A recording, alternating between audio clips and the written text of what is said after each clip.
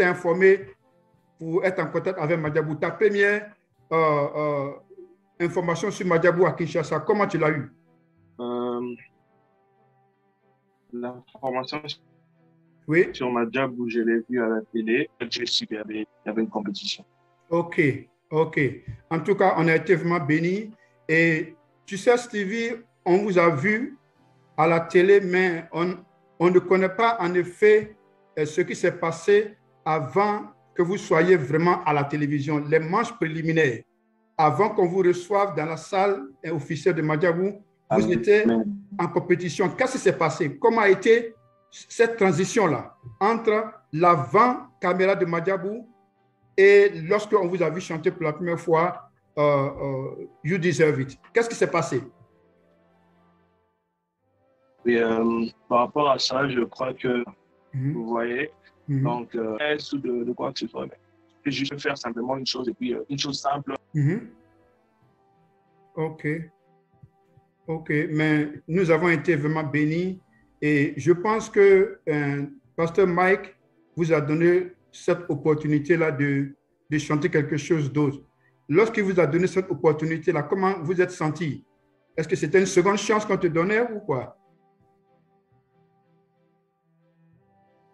Lorsqu'ils m'ont lancé, mais pour moi, c'était, je dirais, pour moi, c'était une occasion de pouvoir faire, parce que ce que j'avais prévu, c'était ma chanson et ce n'est pas connu.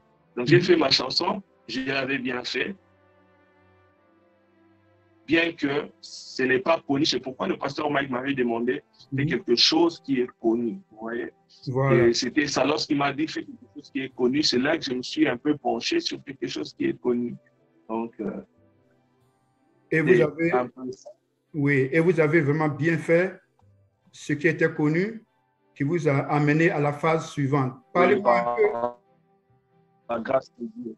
Oui, parle-moi un peu de la compétition des vers. Comment ça s'est passé pour toi?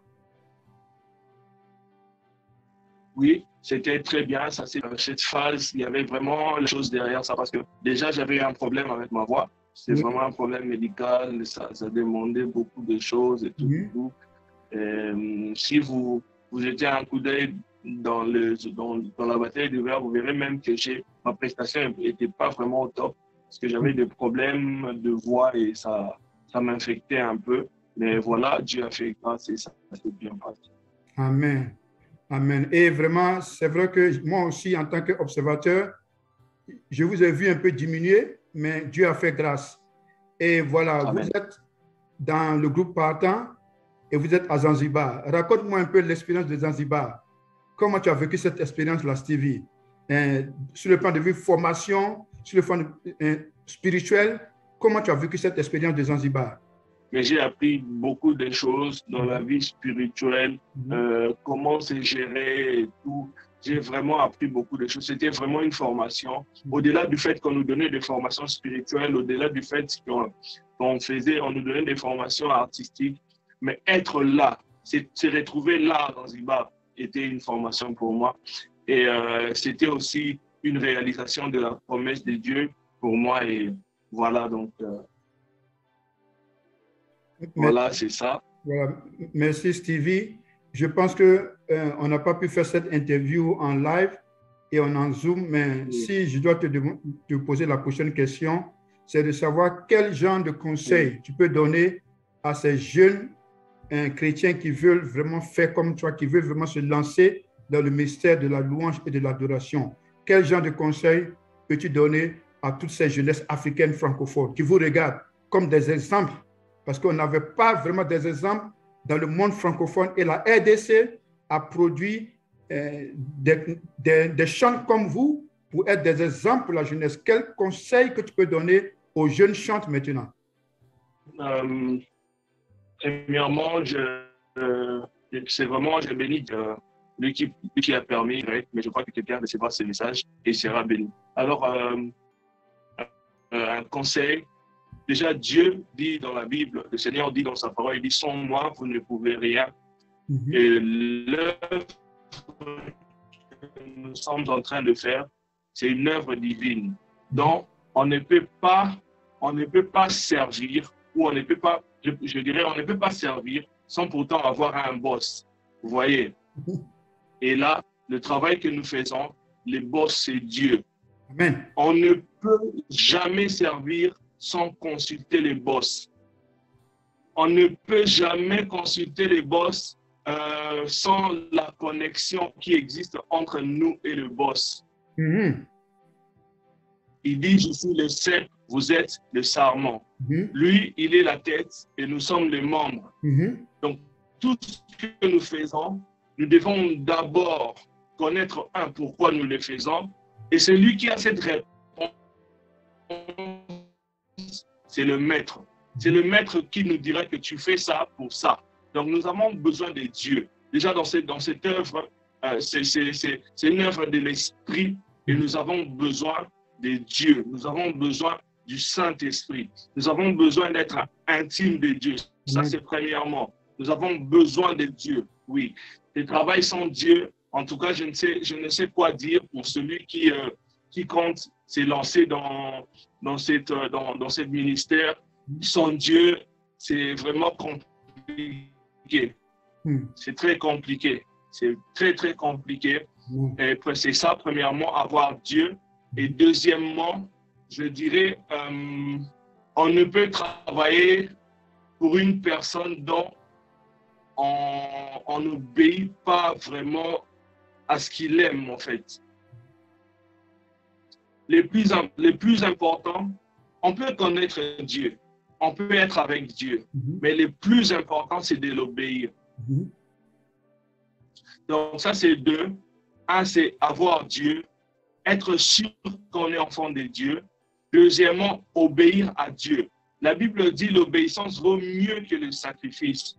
En fait, il y a beaucoup de jeunes aujourd'hui qui disent je travaille, je fais ça, ça, ça et ça, sans obéir à Dieu. Vous voyez, Dieu aime celui qui dit, Seigneur, est-ce que je dois aller lancer? Je dois lancer ces signes, obéir à Dieu. Obéir à Dieu, j'aimerais aussi profiter de dire ceci. Obéir à Dieu, c'est faire la volonté de Dieu. Avant de faire la volonté de Dieu, il faut d'abord connaître cette volonté. C'est quoi la volonté de Dieu? Et après, il faudra l'obéir. Vous voyez, il y a ça, il y a aussi le fait de se préserver. Parce que l'œuvre que nous faisons, c'est une œuvre qui demande l'onction. Et l'onction ne marche pas avec le péché. Ça ne marche pas ensemble. Ça ne marche pas ensemble. Ici, je parle des œuvres de la chair. Même la Bible le dit. Les œuvres de l'esprit et les œuvres de la chair sont vraiment opposées. Il n'y a rien de commun entre les deux. Donc, nous devons nous éloigner de toute chose qui est la chair. Nous devons nous laisser conduire par le Saint-Esprit. Parce que nous sommes, si tu veux travailler, si tu veux t'engager avec Dieu dans ce ministère, tu dois abandonner toute chose qui te suit. Amen. Parce que le péché ne marche pas avec l'onction. L'onction ne marche même pas avec le péché. C'est pourquoi la Bible dit que l'huile ne manque point sur ta tête et qu'en tout temps tes vêtements soient blancs. Amen. Oui. Donc, il faut que nous puissions garder cette huile sur nous. Cette huile qui est le Saint-Esprit, son onction, et ne pas salir nos habits, ton cœur, ton corps, tout ce que tu as. Donc ça, c'était, il y a aussi ça. Si je peux me limiter là pour ne pas prendre beaucoup du temps, mais je nous demanderai vraiment de chercher, à connaître Dieu, à être intime de Dieu, 2, obéir à Dieu, et 3, éviter ce que Dieu n'aime pas. Éviter ce que Dieu n'aime pas. Donc, c'est ça. Lorsque je parlais de la volonté de Dieu, je voulais dire connaître ce que Dieu t'a appelé à faire. On ne peut pas tous chanter la même chose. Il y a un message précis pour une personne précise. Quelle est ta mission? Est-ce que tu es appelé à chanter l'éternité? Est-ce que tu es appelé à chanter l'amour de Dieu? Est-ce que tu es appelé à chanter, à évangéliser par les chants? Est-ce que tu es appelé à ça? Il faut chercher à savoir ça. Et là, vous serez dans votre dans la volonté de Dieu et dans votre destinée. Donc, voilà. Amen. Merci, Stevie. Et je pense que tu as donné une bonne réponse qui montre que tu es un adorateur de Dieu qui met avant tout la vie de sanctification. Parce que en tant que musicien, en tant que chante, on est souvent habilité à mettre le talent devant la vie de sainteté. Oui. Qu'est-ce que tu peux en dire? Le talent et la sainteté. Est-ce que tu préfères avoir un batteur qui a des copines, mais qui est très fort à la batterie? Est-ce que tu préfères avoir un keyboardiste qui est excellent musicien, mais qui a une vie qui est en désordre? Est-ce que tu primes la sainteté au talent? Comme je le disais, l'œuvre, c'est vraiment une œuvre divine. Et en tout cas, on peut avoir le talent, on peut tout avoir. J'aimerais un peu soulever l'histoire de David. Amen. Donc, qui est parti rapporter à Saül la nouvelle ou les informations de David. Il a tout dit. Il est beau, il parle bien, il chante bien, il joue très bien à la harpe, mais il a dit, il a ajouté quelque chose qui est très important. Il a dit, Dieu est avec lui. Lorsqu'on parle de Dieu est avec lui, Dieu habite là où il y a la sainteté. Vous voyez, lorsqu'on parle de Dieu avec, Dieu avec, Dieu peut être avec toi lorsqu'il trouve sa place dans ta vie. Lorsque la grande place de ta vie est dominée par le péché, Dieu ne serait pas là. Même si tu as je ne sais pas, même si tu as quel genre de talent, même si tu peux jouer à tout. Si Dieu n'est pas là, c'est impossible. C'est pour ça que l'on a appelé David dans la maison du roi. Parce qu'à la fin, on a dit Dieu est avec lui. Vous savez, une fois qu'on rapporte ton information à quelqu'un, on dit Dieu est avec lui. Donc on dit, ah, c'est grand Dieu est avec lui. Donc il est sérieux, donc il craint Dieu, donc il marche avec Dieu. C'est important de marcher avec Dieu. Amen. Amen. Donc, merci. Voilà.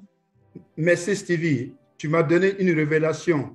Dieu est avec David. Comme Dieu est avec lui, c'est qu'il y a la crainte de Dieu dans sa vie. C'est qu'il y a l'onction de Dieu dans sa vie. Ce qui ne peut produire, ne peut être. Amen.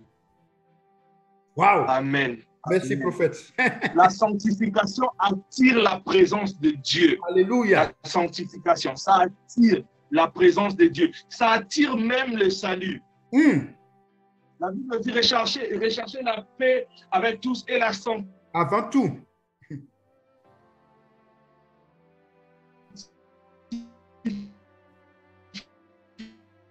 Amen. Sans laquelle personne ne verra Dieu. Même pour voir Dieu. Donc c'est ça. Il faut la sanctification. Si tu veux voir de grandes choses, il faut la sanctification. Et c'est pour ça que je dis, moi, je ne peux accepter quelqu'un qui, bien qu'on n'ait pas de thermomètre spirituel, mais en tout cas, on sait voir le fruit. Vous connaîtrez l'arbre par ses fruits, et on sait voir les fruits de l'esprit et le fruit de la chair. Amen. Et on peut marcher avec des personnes comme ça. Au moins que Dieu te mette à cœur de pouvoir l'encadrer, de pouvoir le conseiller.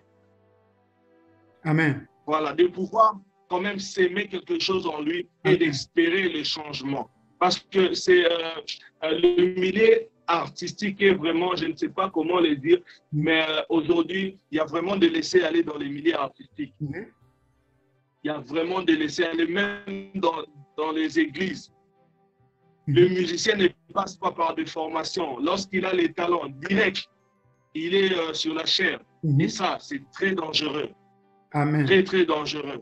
Amen. C'est très, très dangereux. Amen. Alors, je conseillerais aux pasteurs et aux bergers de pouvoir donner un encadrement très fort aux musiciens avant de les laisser monter sur la chair pour éviter des scandales. En tout cas, il faudrait que nous puissions éviter des scandales parce qu'on a on a la charge. On a la charge. La Bible dit que nous sommes la lumière du monde. Nous devons éclairer. Nous devons vraiment éclairer le monde. Et voilà, c'est un peu ça. OK. Ma réponse par rapport à... Merci beaucoup, Stevie. Et on a parlé de la chair. Je t'ai vu plusieurs fois dans plusieurs églises en train de chanter, d'adorer, d'envoyer le peuple dans l'adoration. Et ça, c'est un Stevie qui est différent de Madjabou. Ça, je dois le dire. Le Stevie qu'on a vu à Madjabou est différent de ce Stevie quand il est sur scène ou quand il est sur la chair en train d'amener le peuple de Dieu. Qu'est-ce qui fait la différence quand on t'a vu dans une église avant de partir sur la chair? Comment tu te prépares, Stevie? Parce que c'est différent. J'ai vu plusieurs Stevie, mais quand je te vois à l'église de la compassion, mais j'étais ébloui. Qu'est-ce qui fait ta force lorsque tu es sur le podium? Déjà, la compétition, bien que c'est un lieu de culte, mais il y avait quand même la pression. Et je ne sais quoi dire par là, mais je bénis déjà Dieu parce qu'il a quand même confirmé qu'il était présent lors du Prime 5. Amen. Il a vraiment confirmé cela, qu'il était présent et Dieu existe en Madjabou, Dieu était là. Alléluia. Et je dirais que, en fait, la scène, la compétition, même ceux qui venaient assister, les spectateurs, quand ils venaient, ils se disaient, en tout cas là-bas, il y a ceux qui venaient peut-être pour le culte, mais il y a de ceux aussi qui venaient pour le spectacle, vous voyez. Il y a ceux qui venaient pour le spectacle, mais Dieu, en fait, moi ce que j'ai appris, c'est que Dieu répond quand il y a les besoins. Dieu répond quand il y a le besoin. Et si dans la salle de la compétition, il y a le besoin, Dieu répondra. Et quand il n'y a pas le besoin, ça se passe comme un spectacle et c'est fini. Vous voyez. S'il y a le besoin de la présence de Dieu, il le fera. Et j'ose croire qu'à chaque prestation, quand il y avait... Parce que je peux le dire aussi que ça dépend aussi de la volonté de Dieu, parce que notre volonté est vraiment éloignée de la volonté de Dieu. On peut se dire que je viens chanter aujourd'hui, je veux voir ça et ça et ça. Or Dieu attendait que tu chantes et que les gens soient calmes afin qu'ils parlent. Amen. Mais à l'église, déjà, on doit le dire, à l'église, déjà, moi je crois qu'il y a la présence permanente de Dieu comme il y a la présence permanente de Dieu dans nos vies. Et il y a vraiment le désir. Donc chacun, quand il va à l'église, il se dit que j'ai désir ça et ça. Alors la différence entre le Stevie de la compétition et le Stevie de l'église en tant que conducteur du culte, c'est que à la compétition, on pouvait se préparer pour s'habiller, on pouvait se préparer pour ça, on pouvait se préparer pour ça. On était partout. Mais le culte, on est libre, on a eu le temps de préparer, on a eu le temps de préparer spirituellement, on a eu le temps de prier, on a eu le temps de faire tout ce qu'on peut faire. Vous voyez? Donc c'était un peu ça. Et je dois être franc, je ne pense pas que je suis un chanteur de compétition. Amen. Je suis en tout cas je ne pense pas que je suis un chanteur de compétition. Si j'ai pu accepter d'aller dans la compétition, c'est vraiment, je ne sais pas. Peut-être c'est Dieu qui a voulu ça, peut-être pour m'exposer. Amen. Mais je ne suis pas vraiment un chanteur de compétition, je suis un chanteur de culte. Amen. Merci Stevie. Je suis un chanteur de culte. Merci Stevie. Oui. Et tu dis que tu n'es pas un chanteur de compétition. Et moi, je crois dans mon fort intérieur que Dieu vous a choisi pour aller à Madjabou, afin qu'il vous récupère pour être des adorateurs dans plusieurs lieux de culte. Afin que même à Madjabou, le gagnant ou le non-gagnant, tous ceux qui sont partis à la finale, tu les vois dans différents ministères en train de servir le Seigneur. Et je pense que Dieu vous a choisi comme un groupe, le premier d'ailleurs, comme étant des pionniers. Et vous le faites si bien, on ne sait même pas qui a gagné Madiabou, parce que tout le monde est actif. Tout le monde est soit en train de faire des concerts, soit en train d'évangéliser. Parlant d'évangélisation, Stevie, je t'ai vu plusieurs fois dans la rue avec des pancartes en train d'évangéliser. Ça m'a touché. Est-ce que tu peux partager un mot? Quelle est la place de l'évangélisation pour toi? L'évangélisation, c'est ça, c'est ce dont Dieu m'a appelé. Amen. Dieu m'a appelé à ça. Et je l'ai su, c'était pas vraiment trop loin, c'était en 2020 que je l'ai su que Dieu m'a appelé dans l'évangélisation. Dieu m'avait vraiment parlé, il m'avait parlé de ça. Et pendant les confinements, pendant que les gens fouillaient dans leur maison pour fouiller le corona et tout ça, nous avons fait un travail avec mes frères et sœurs. Nous avons travaillé durant cette période et le Seigneur s'est manifesté. Nous avons vu des miracles, nous avons vu les âmes bouleversées, nous avons gagné des âmes pendant ces moments-là. Et c'est là que je m'étais dit, j'étais appelé à ça. Et même avant ça, avant 2020, je sentais vraiment la flamme de l'évangélisation dans mon cœur. Mais il ne manquait que ces boosts du Saint-Esprit. Le courage. Et c'est en 2020, oui, c'est en 2020 que le Saint-Esprit m'a boosté, comme la Bible, comme le Seigneur Jésus-Christ dit, il dit, attendez jusqu'à ce que vous recevrez le Saint-Esprit. Vous voyez, parce que la Bible dit, c'est poussé par le Saint-Esprit que les hommes ont parlé de sa part. Il ne manquait que ces pousses-là du Saint-Esprit. Et lorsque le Saint-Esprit m'a piqué, il m'a poussé. C'est ça, c'est comme ça qu'en 2020, on a quand même commencé à annoncer la bonne nouvelle. Et je rends gloire à Dieu, je bénis Dieu pour ça, parce qu'il m'a permis, même après ma job, parce qu'il y a de ceux qui se découragent, il y a de ceux qui se disent, ben voilà, je suis connu, je ne peux pas me balader dans la rue comme ça, et tout. Mais j'ai béni Dieu parce qu'il m'a vraiment fait cette grâce de garder le cœur que j'avais, même avant que je vienne à ma job. Amen. Amen. Merci pour ce témoignage, Stevie. Amen. J'étais vraiment à l'aise dans les chansons. Amen. Stevie, on est presque arrivé à la fin de notre interview et il y a une rubrique qu'on appelle un nom. Une dernière question. Qu'est-ce que tu penses du coaching du pasteur Yannick? C'était à propos du pasteur. C'était à propos du pasteur Yannick. Oui. Je disais que, oui, je vous vois très bien. Je vous vois très bien. Ok, vas-y. Je disais, le pasteur Yannick, c'est quelqu'un que j'aime beaucoup. C'est vraiment une personne que j'aime beaucoup. Et je dirais, depuis la compétition, il fait partie de personnes très chères dans ma vie. Et c'est vraiment une personne qui m'a beaucoup encouragé pendant la compétition. C'est vraiment une personne qui m'a beaucoup conseillé pendant la compétition. Et c'est vraiment une bonne personne. C'est vraiment une très, très bonne personne. Un serviteur de Dieu. C'est vraiment une bénédiction pour moi. C'est vraiment une bénédiction pour le corps du Christ. Donc, voilà. Alors, Stevie, vraiment, on est arrivé à la fin de notre interview. Très souvent, nous, on pose la question, mais est-ce que tu as une question à me poser pour finir?